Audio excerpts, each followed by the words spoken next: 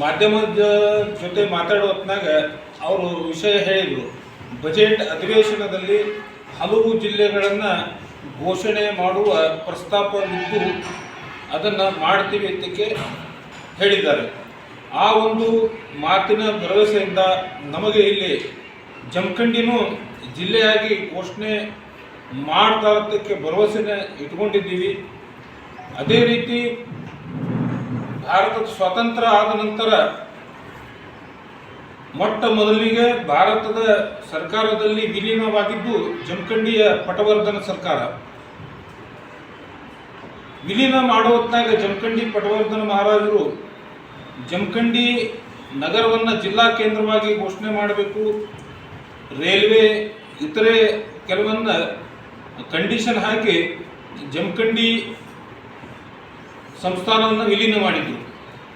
ಅದರಂತೆ ಅವತ್ತಿನಿಂದ ಹಿಡಿದು ಇವತ್ತಿನವರೆಗೆ ಜಮಖಂಡಿ ಜಿಲ್ಲೆ ಆಗಬೇಕಂತ ಹೇಳಿ ಒತ್ತಾಯ ಮಾಡಿ ಅನೇಕ ಹೋರಾಟಗಳನ್ನು ಮಾಡ್ಕೊತಾ ಬಂದಿದ್ದು ಇದುವರೆಗೂ ಜಮಖಂಡಿ ಜನರಿಗೆ ನ್ಯಾಯ ಸಿಕ್ಕಿಲ್ಲ. ಆದ ಕಾರಣ ನಾವು ಮತ್ತೊಮ್ಮೆ ಈ ಬಜೆಟ್ ಅಧಿವೇಶನದಲ್ಲಿ ನಾಳೆ ಸಾವಳಗಿ ತಾಲೂಕಾಗಿ ಘೋಷಣೆ ಮಾಡಿ ಜಮಖಂಡಿಯನ್ನು ಜಿಲ್ಲಾ ಕೇಂದ್ರವಾಗಿ ಘೋಷಣೆ ಮಾಡಬೇಕು ಅಂತ ಹೇಳಿ ಎಲ್ಲ ಜನರ ಪರವಾಗಿ ನಾವು ಆಗ್ರಹ ಮಾಡ್ತಾ ಇದ್ದೇವೆ.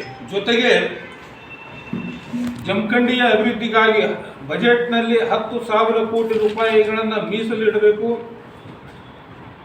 ಅಂತ ಈ ಮೂಲಕ ನಾವು ಒತ್ತಾಯ ಮಾಡ್ತಾ ಇದ್ದೀವಿ. ಶಾಸಕರಾದಂಥ ಶ್ರೀಯುತ ಜಗದೀಶ್ ಗುಡಗುಂಟೆ ಅವರಿಗೆ ಹೇಳಿದ್ದೀವಿ. ಅದೇ ರೀತಿಯಿಂದ ಸಿದ್ದು ಸೌದಿ ಅವರಿಗೂ ಮನವಿ ಮಾಡ್ಕೊಂಡಿದ್ದೀವಿ. ಅದೇ ರೀತಿ ನಾವು ಎಲ್ಲ ಜನಪ್ರತಿನಿಧಿಗಳಿಗೆ ನಾವು ಇವತ್ತು ಒತ್ತಾಯಿಸುವುದೇನೆಂದರೆ ಪಕ್ಷ ಭೇದ ಬಿಟ್ಟು ಜಮಖಂಡಿ ಜನರ ಬಹುದಿನಗಳ ಆಸೆ ಆಗಿರುವಂಥ ಜಮಖಂಡಿ ಜಿಲ್ಲೆಯನ್ನು ಘೋಷಣೆ ಮಾಡಿಸುವ ಸಲುವಾಗಿ ತಾವೆಲ್ಲರೂ ಒತ್ತಡ ತರಬೇಕು. ವಿಧಾನಸಭೆಯ ಒಳಗೆ ಹಾಗೂ ಹೊರಗೆ ಎಲ್ಲರೂ ಪಕ್ಷಭೇದ ಮರೆತು ಹೋರಾಟ ಮಾಡಿ ಜಮಖಂಡಿ ಜಿಲ್ಲೆಯನ್ನಾಗಿ ಘೋಷಣೆ ಮಾಡಿಸಿಕೊಂಡೇ ನಾವು ಜಮಖಂಡಿಗೆ ಬರ್ತಿರತ್ತಕ್ಕೆ ನಾವು ಆತ್ಮವಿಶ್ವಾಸ ಇಟ್ಟುಕೊಂಡಿದ್ದೀವಿ. ಯೋಗ್ಯವಾದ ಸ್ಥಾನ ಜಮಖಂಡಿ ಜಿಲ್ಲೆಗೆ ಏನೇನು ಸವಲತ್ತುಗಳು ಬೇಕೋ ಆ ಎಲ್ಲ ಸವಲತ್ತುಗಳು ಜಮಖಂಡಿ ನಗರದಲ್ಲಿವೆ. ಇಂದೂ ಸುತ್ತಮುತ್ತಲಿನ ಎಲ್ಲ ತಾಲೂಕುಗಳಿಗೆ ತುಂಬ ಹತ್ತಿರವಾಗಿದ್ದು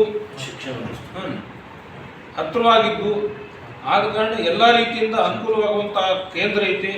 ಆದ ಕಾರಣ ನಾಳೆ ಬಜೆಟ್ ಅಧಿವೇಶನದಲ್ಲೇ ಜಮಖಂಡಿ ಜಿಲ್ಲೆಯಾಗಿ ಘೋಷಣೆ ಮಾಡಬೇಕಂತ ಹೇಳಿ ನಾವು ಆಗ್ರಹ ಮಾಡ್ತೀವಿ.